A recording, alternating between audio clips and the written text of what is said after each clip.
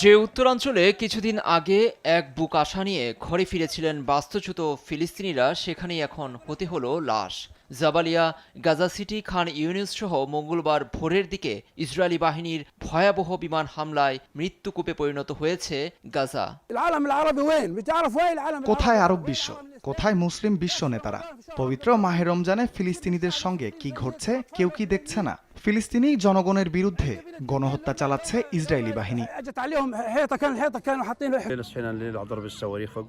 Netanyahu রাজনৈতিকভাবে দেউলিয়া, ক্ষমতায় টিকে থাকতে জনগণের সমর্থন পেতে আবারও যুদ্ধে নেমেছেন। আমাদের ভাগ্যটাই খারাপ, বারবার আমাদের সঙ্গেই এসব হচ্ছে।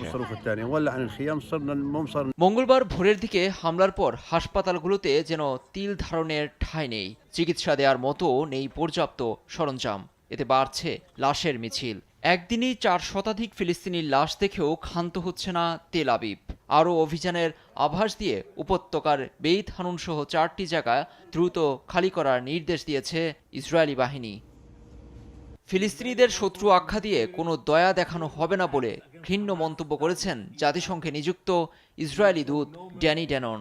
জিম্মিতে ফেরার বিষয়টি নিশ্চিত হলেই হামলাও বন্ধ হবে মনে করেন তিনি। এ বিপর্যয়ের মাঝে যুক্তরাষ্ট্রের নিউ ইয়র্কে স্থানীয় সময় মঙ্গলবার ফিলিস্তিন প্রশ্নে বৈঠকে বসছে নিরাপত্তা পরিষদ।